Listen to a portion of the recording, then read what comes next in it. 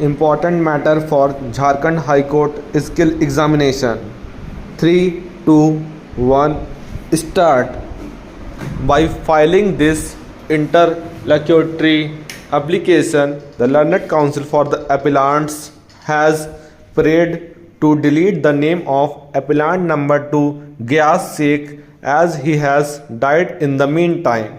Para. Learned Counsel for the state through the Assistant Sub Inspector of Police, Bharwa Police Station, District Sahibganj has also filed an affidavit to the effect that they verified and found that the said appellant has died. Para. Thus, the appeal as far as appellant number 2 Giyas Sheikh is concerned abates. It is also borne out from the records that the main accused Abul Sheikh, who has been convicted for the offence of murder and sentenced to undergo imprisonment for life, has already died in the case and his name has been deleted. Para. Accordingly, IA number 4321 of 2018 stands disposed of. Para. Appellant number 3 Mujahir Sheikh, his father Abul Sheikh and his brother Giyas Sheikh were charge sheeted for the offence under section 452 of the Indian Penal Code 1860 within bracket hereinafter referred to as Penal Code for brevity bracket close, and the accused Abul Sheikh, since deceased, stood also charged for the offence under section 302 of the Penal Code. After trial, they have been convicted by the First Additional Sessions Judge Sahibganj in Sessions Case number 78 of 1987, 116 of 1993 as per the judgment dated 24/9/1993. Para. The facts of the case may be described as follows. The informant of this case is Jabun Beva. The mother of the deceased, Rayasat Sheikh, happens to be the sister of late appellant Abul Sheikh. On 12/4/1986 at about 4 p.m., the accused Abul Sheikh suddenly entered into the house of the informant. Seeing him entering into the house, the informant and her other family members protested and they asked him to go out because he was of a very bad character. The informant's son Rayasat Sheikh asked the accused Abul Sheikh to get out of his house. At that time, Abul Sheikh was in a very drunken condition and he could not get out of the house. In the meantime, the accused Giyas Sheikh and Muzahir Sheikh, sons of the accused Abul Sheikh, came running to the house of the informant. Both the sons of Abul Sheikh entered into altercation with Rayasat Sheikh on the point as to why the informant and Rayasat Sheikh told their father to get out of their house. At that time, all of sudden, Abul Sheikh, who was holding a kancha in his hand, attacked Rayasat Sheikh on his head, which caused a deep piercing injury leading to his death. Thereafter, information was lodged in the police station.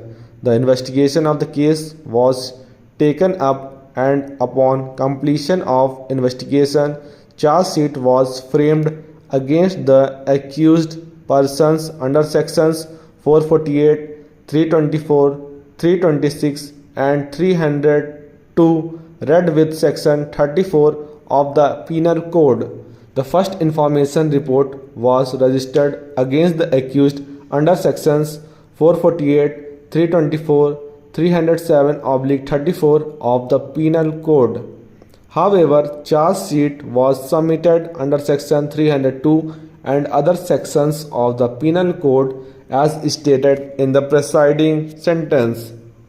However, while framing charge, the learned sessions judge framed charged under section 452 of the Penal Code against the surviving appellant. Para. In course of hearing, the appellants took the plea of denial and false implication. They pleaded not guilty of the offences as alleged. In order to prove its case, the prosecution has examined altogether 16 witnesses.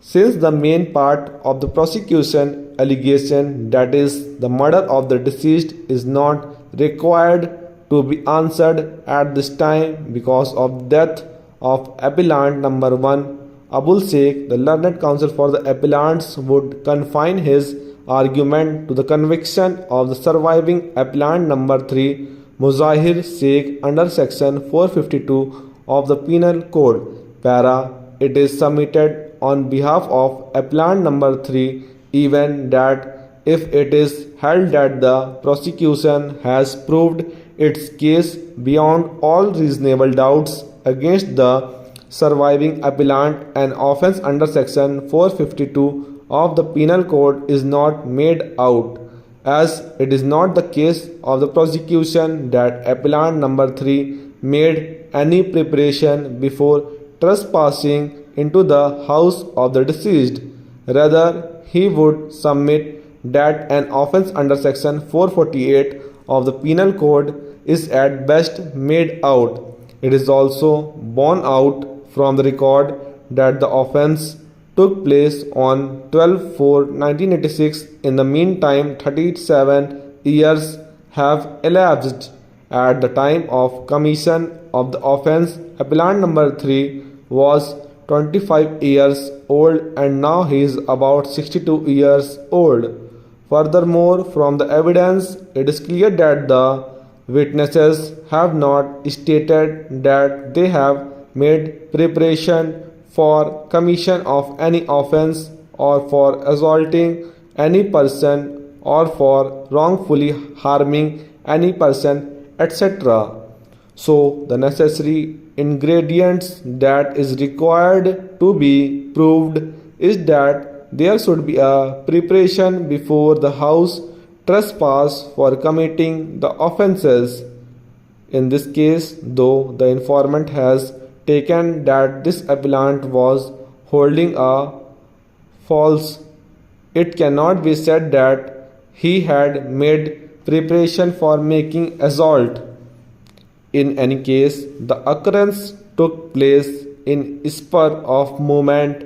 Therefore, this court is of the opinion that the prosecution has not established its case beyond all reasonable doubts that the appellant made preparations for committing assault prior to committing the trespass, and hence the conviction under section 452 of the Penal Code is erroneous and the same is converted into a conviction under section 448 of the Indian Penal Code. Stop.